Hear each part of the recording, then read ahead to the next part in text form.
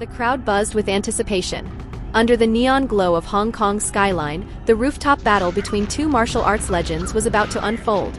Moon Lee, the queen of Hong Kong action cinema, known for her lightning-fast kicks and balletic agility, faced off against Tony Jaa, the Thai martial arts powerhouse, whose bone-crunching Muay Thai techniques had earned him a fearsome reputation. No referees, no safety nets, just two warriors, one victor. Moon Lee's background in wushu and Hong Kong action choreography made her one of the most formidable martial artists in cinematic history. Her speed was almost supernatural, her movements flowing like water. Years of stunt work and high-flying wire fu had honed her reflexes to near perfection. But what truly set her apart was her adaptability. Whether executing gravity-defying kicks or dodging incoming attacks, she moved with an effortless grace. Her weakness? Power. While her strikes were precise and rapid, they lacked the sheer impact of a Muay Thai elbow or knee strike. Against a fighter like Tony Jaa, who could end a fight with a single devastating blow, Moon would need to rely on her agility and superior strategy. Tony Jaa was a force of nature.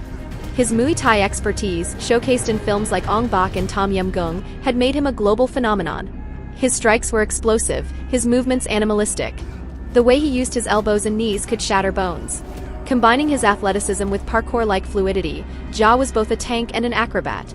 However, Jaa's fighting style relied heavily on raw aggression and close-quarters combat. If an opponent could keep their distance and avoid his clinch, they stood a chance. His other weakness? Predictability. Once locked in an offensive rhythm, he could become vulnerable to a fighter who could break his momentum.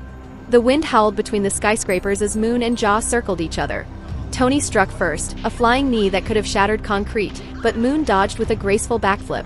She retaliated with a spinning kick, barely missing his jaw. The fight was a dance, one moving like a shadow, the other like a storm. Jaa pressed forward, unleashing a barrage of elbow strikes. Moon weaved through them, countering with quick jabs and precise leg sweeps, trying to disrupt his balance. But Tony was relentless. He caught her leg mid-kick and swung her like a rag doll, sending her skidding across the rooftop. The crowd gasped. Moon wiped blood from her lip and smirked. She knew brute force wouldn't win this fight. Instead of engaging him head-on, she adapted. She started using her footwork to bait Tony into attacking recklessly. Each time he lunged, she slipped away, countering with sharp, snapping kicks to his ribs and knees. The strikes accumulated. Tony's breathing grew heavier. Desperation flashed in his eyes.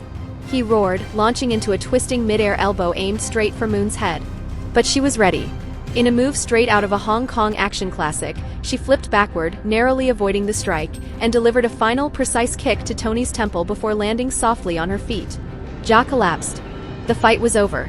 Moon's victory wasn't about power, it was about intelligence. She recognized Tony's weaknesses and exploited them. While Jaa relied on sheer strength and relentless attacks, Moon adapted, used her agility, and outmaneuvered him. Her ability to read his movements and counter them with pinpoint accuracy ultimately secured her win.